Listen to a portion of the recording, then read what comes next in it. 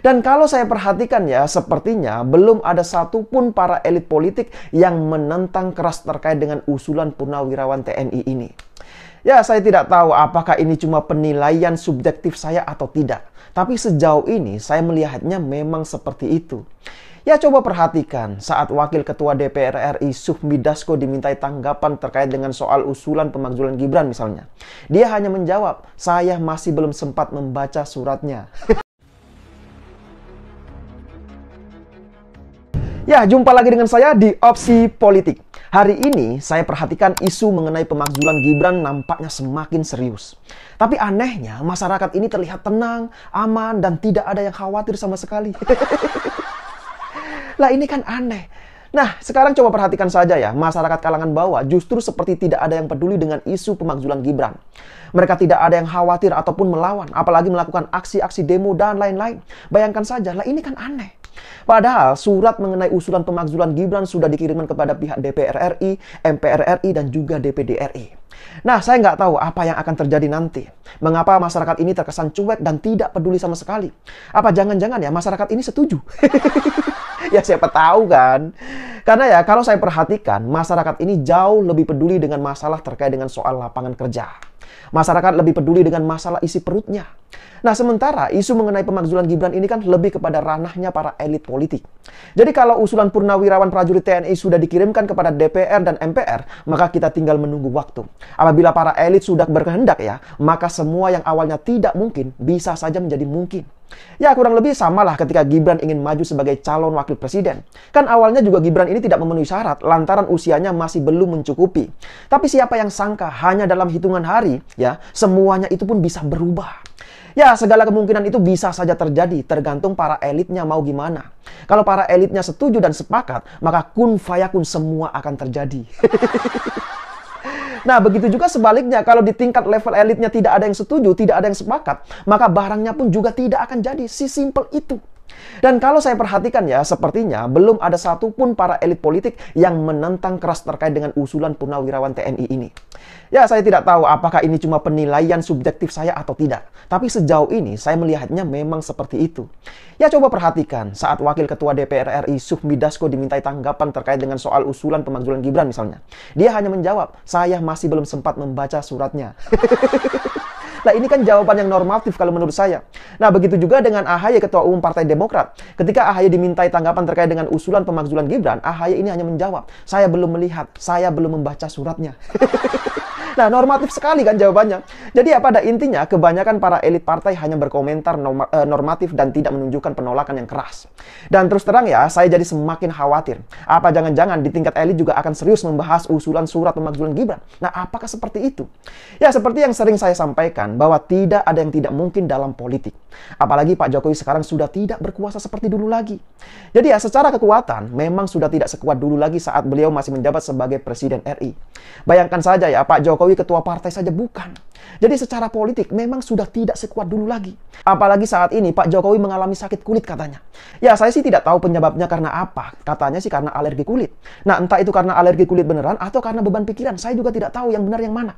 Tapi yang jelas ya, ada begitu banyak sekali masalah yang sedang dihadapi oleh Pak Jokowi saat ini. Mulai dari terkait dengan tudingan ijazah palsu lah, kemudian digugat terkait dengan mobil SMK, dan yang terakhir adalah terkait dengan soal isu pemakzulan Gibran. Dan melihat semua ini, terus terang saya jadi teringat sebuah peribahasa. Jadi ada peribahasa mengatakan, apa yang kamu tabur, itulah yang kamu tuai. Artinya apa? Artinya apa yang kamu perbuat akan selalu ada konsekuensinya di kemudian hari. Jadi kalau kita berbuat baik kepada seseorang, maka percayalah orang lain juga akan berbuat baik pada kita.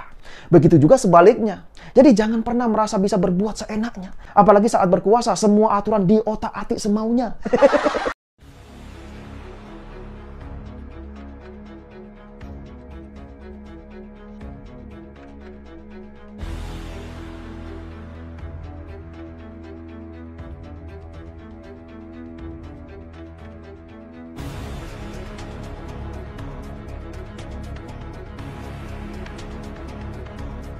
Sama kasus NM Nikita Mirzani.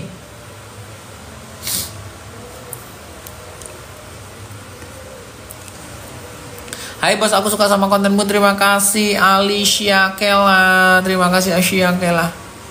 Terbaik maju terus. Terima kasih Alicia Kela. Apa tanggapanmu tentang kepemimpinan Pak Prabowo? Bagus. Alex Saifuddin, terima kasih bunga mawar merahnya. Alex Saifuddin, aku tadinya dapat tapi setelah punya anak yang kecil langsung menghilang. Apanya itu Santi? Kudus Jateng, terima kasih. Raja 4 ya, save Raja 4 ya. Save Raja 4. Ada mulut netizen, ada Hidayatullah.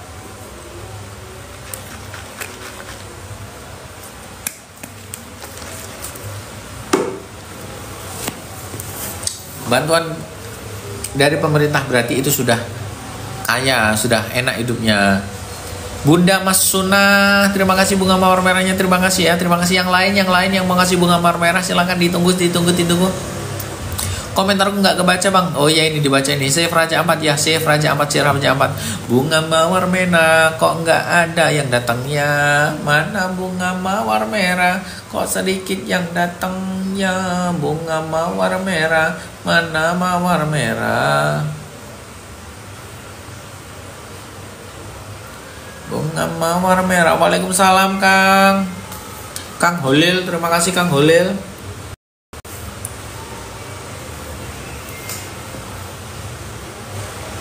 Terima kasih kepada sahabat-sahabat semua, dibantu tap lain, sahabat-sahabat semua, sukses selalu, sehat selalu. Tapi kenapa ya Kak yang punya pabrik perhiasan banyak kok bisa dapat? Dilaporkan aja kalau memang ada. Kalau nggak bisa dilaporkan ke pemerintah, dilaporkan ke netizen aja, divideokan. Salam Sri Astuti, terima kasih. Salam juga, kita harus rusakin pabrik Tesla yang nggak ada lagi merusak alam. Nah, waktu itu ada yang bersuara soal mobil listrik. Jadi, saya lupa siapa namanya ya, tapi orang penting juga. Kenapa mereka itu tidak setuju dengan adanya mobil listrik? Karena mobil listrik itu pada kenyataannya lebih merusak alam daripada mobil BBM. Oke, memang secara berjalan di jalan raya, mobil listrik itu lebih ramah lingkungan. Pertama, nggak berisik, nggak ada polusi, ya. Tapi secara bahan bakar dia lebih merusak alam. Karena baterainya butuh nikel. Itu, ya.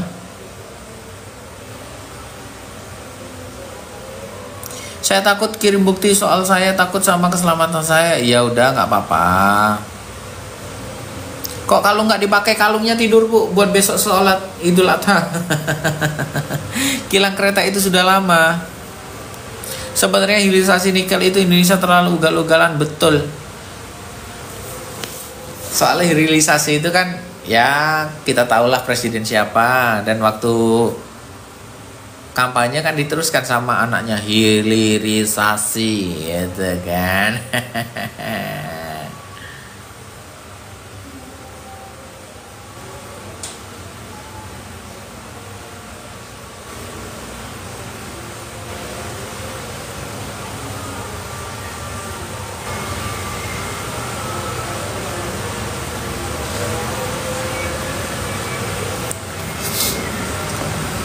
UUD Indonesia bisa dibeli ya? Bukan UUD bu, UUD itu Undang-Undang Dasar ya. Kalau undang-undang itu tidak bisa dibeli. Yang bisa dibeli itu oknum penegak hukumnya. Kalau undang-undangnya tetap nggak bisa dirubah undang-undangnya. Yang bisa dibeli itu oknum penegak hukumnya, nanti itu mengotak-atik yang namanya undang-undang. Oh, undang-undang A itu bisa dipatahkan oleh undang-undang B, seperti itu. Yang dibeli itu oknumnya. Apalagi sebenarnya kalau gembar-gembar baterai nikel masanya hampir habis. Iya, abangku ketawa lucu dulu dong. Udah gak semangat ketawanya, gak ada yang ngasih gift nih. Kalau nggak ada yang ngasih gift itu sepi gitu, ngantuk gitu rasanya ya. Malam Kumis ya. Rana, itu usulkan Pak Presiden biar yang dapat bantuan lewat KTP saja bang, soalnya saya tidak pernah dapat. Alhamdulillah nggak pernah dapat bu, berarti sukses, berarti kaya ya. Amin amin ya robbal alamin. Sekarang udah beralih ke baterai FEP soalnya ya Anthony. Semangat Bang, semangat Vincent naik, terima kasih. Tapi kok UUD yang dikasih sama korupsi nikel kemarin cuma 6. Bukan UUD ya, undang-undang UU aja, undang-undang gitu aja Bu. Kalau UUD itu undang-undang dasar 1945.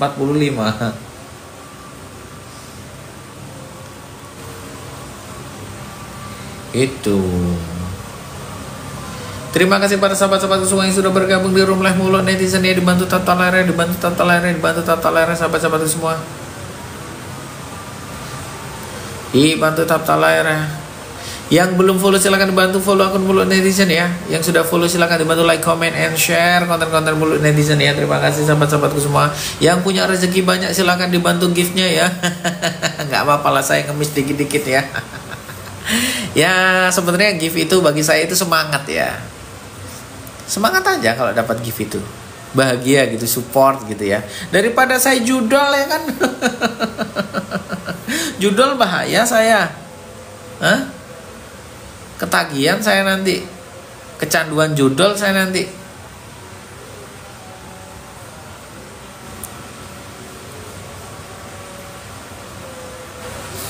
Assalamualaikum, waalaikumsalam. Pingin bisi sarung, pingin beli sarung. Kok iso namanya pingin beli sarung rek? LHDN sama semak transaksi bank saja sudah tahu siapa yang sukses ya. Jura ini bosku, Indo menang 1-0 ya. Save Raja 4 ya, betul, save Raja 4, save Raja 4, save Raja 4.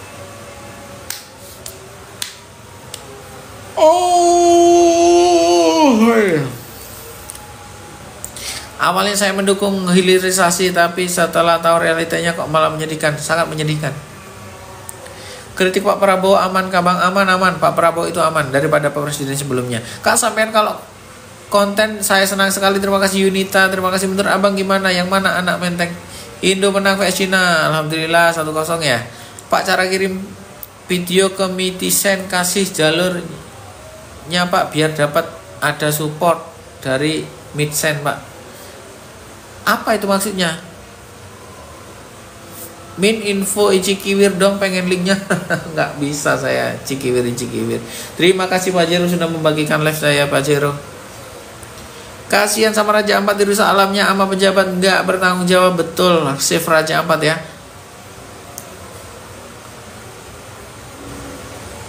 Ping beli sarung nggak terbengkalai kok, terdipakai kok. Kalau itu lebih konten yang tidak berhubungan dengan politik ya. Kalau ini kan berhubungan dengan politik. Kalau gini serius nggak ada ketawanya, ngantuk Mas. Apalagi nggak ada reward gift ini, jadi makin ngantuk. Kalau ada reward gift ini, oh makin semangat saya.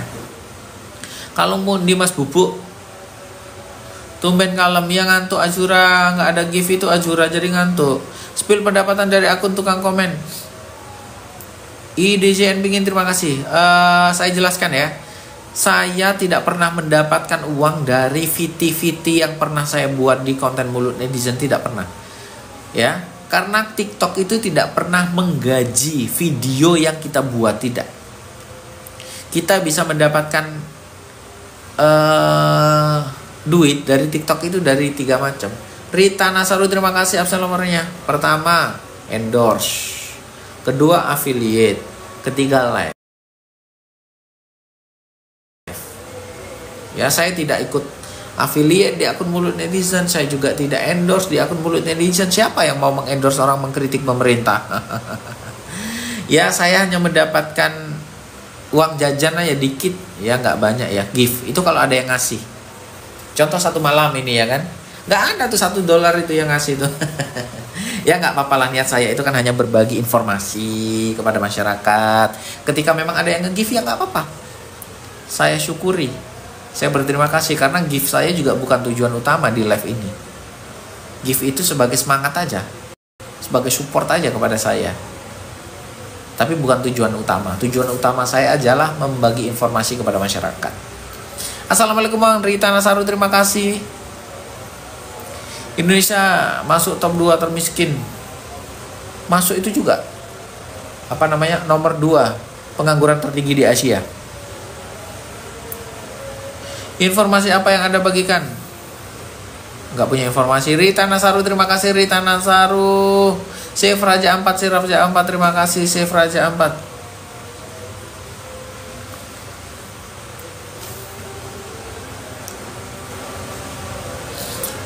Terima kasih Rita Nasaru ya. Yang lain Anthony, terima kasih Anthony. Ada apakah dengan vaksin 19 muncul ada genjakaran Raja 4? Maksudnya gimana jejak lembur? Indo menang bang, alhamdulillah menang ya. Nggak ngonten di FB Pro bang, kan Kang bank oleh dolar. Waktunya juga agak sulit ya. Karena kalau di FB Pro itu kan harus cerita-cerita yang kisah sehari-hari. Kalau konten-konten politik seperti ini nggak masuk di FB Pro. Penonton FB Pro itu nggak suka yang gitu-gitu, nggak suka politik-politik. Tak kasih kopi mas biar nggak ngantuk. Ini udah ngantuk. Sherlock bang, lau kok di Sherlock barang Arman. Mau kayak yang di Banyuwangi itu. Bahaya loh yang